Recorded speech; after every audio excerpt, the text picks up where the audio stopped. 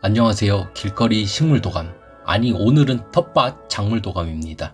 원예학을 배우면서 제일 처음에 배운 가장 중요한 수확량을 높이는데 필수적으로 알아야 되는 공식과 세 가지 중요 요소에 대해서 말씀드리겠습니다. 먼저 원예라는 단어를 알아야 합니다. 지정된 면적에서 집약적인 노동과 기술을 통해 목적을 가지고 식물을 가꾸는 것입니다. 일반 식물학과 비교해서 경제, 경영의 개념이 포함되어 있습니다. 원예는 종류가 여러 가지 있는데 가장 대표적인 것이 판매를 하기 위해서 농사를 짓는 것도 원예의 일종입니다. 즉, 돈 버는 것이 목적이 되는 것이죠. 그러면 농사할 때 궁극적으로 가지는 목표, 돈을 벌기 위해서는 수확을 잘해야겠죠. 수확량을 높이고 싶다면 시청 고정, 혹시 수량 삼각형을 들어보셨나요? 수확량에 결정적인 영향을 미치는 세 가지, 환경 조건, 품종, 재배 관리, 이 세 가지를 꼭지점으로 두어 봅시다. 그리고 그 선을 이으면 삼각형이 됩니다. 이때 만들어지는 삼각형의 넓이가 바로 수확량을 가리키게 되는 것입니다. 여기서 예를 들어 품종의 한 꼭지점이 수치가 낮아지게 되면은 이러한 모양이 되는데요. 면적이 작아지죠. 즉 품종이 안 좋아서 수확량이 떨어지게 된 것입니다. 이처럼 수확량은 세 가지 요인이 유기적으로 연결이 되고 세 가지 요인 중 어느 하나라도 떨어지게 되면 다른 두 가지가 아무리 높아도 수확량이 떨어지게 되는 것입니다. 이제 요소 하나씩을 살펴보겠습니다.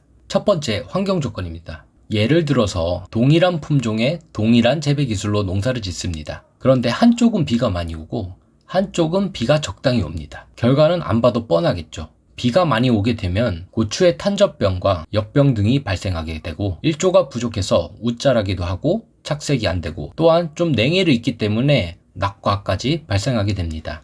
이처럼 두 고추밭의 수확량의 차이는 환경 조건이 결정적인 요인이 된 것입니다. 두 번째, 품종입니다. 이번엔 동일한 환경 조건의 재배 기술로 농사를 짓습니다. 한쪽에는 탄저병 저항성 품종 고추를 심었고 한쪽에는 일반 품종을 심습니다. 저항성 품종은 태생적으로 탄저병의 저항성을 가지기 때문에 병에 덜 걸리게 되고 수확량이 높아지겠죠. 꼭 병이 아니라도 크기가 크고 많이 달리는 고추와 작고 적게 달리는 고추의 품종을 재배하면은 차이가 많이 발생하겠죠. 마지막 세 번째, 재배 관리입니다.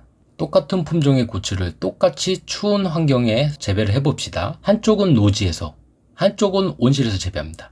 당연히 추위를 피할 수 있는 온실 재배한 곳이 더 많이 나오겠죠. 재배 관리는 노지와 온실 재배 차이뿐만 아니라 양분을 주는 것, 병해충 방제에서 약을 치는 것, 심는 시기를 조절하는 것, 전정 방법 등 노동과 기술이 들어간 모든 것을 말합니다. 세 가지 요인을 간단하게 살펴보았는데요. 결론적으로 수확량을 높이기 위해서는 지역의 토양, 기후, 위치 등 환경 조건을 잘 살펴보고 그에 맞는 품종을 재배하는 것이 중요하고 거기에 양분과 병해충 관리, 비배 관리 등 적절한 기술을 배치하는 것이 중요합니다. 뭐 당연한 말을 하고 있네 라고 하실 수 있지만 당연한 만큼 중요한 것이고 농사를 할 때 뭔가 조금 잘 안 된다 싶으면 제가 말씀드린 수량 삼각형의 원리를 이해하시고 옆집에는 똑같은 마을에서 똑같은 고추를 심어서 똑같이 하우스에서 재배하는데 왜 차이가 나지? 하고 생각해보면 뭐가 다른지 찾기가 좀 더 수월해지고 내가 가진 단점을 차단해서 보완할 수 있게 됩니다. 오늘은 수량 삼각형에 대해서 알아보았습니다. 도움이 되셨다면 구독, 좋아요, 알림 설정까지 수량 삼각형으로 부탁드리겠습니다.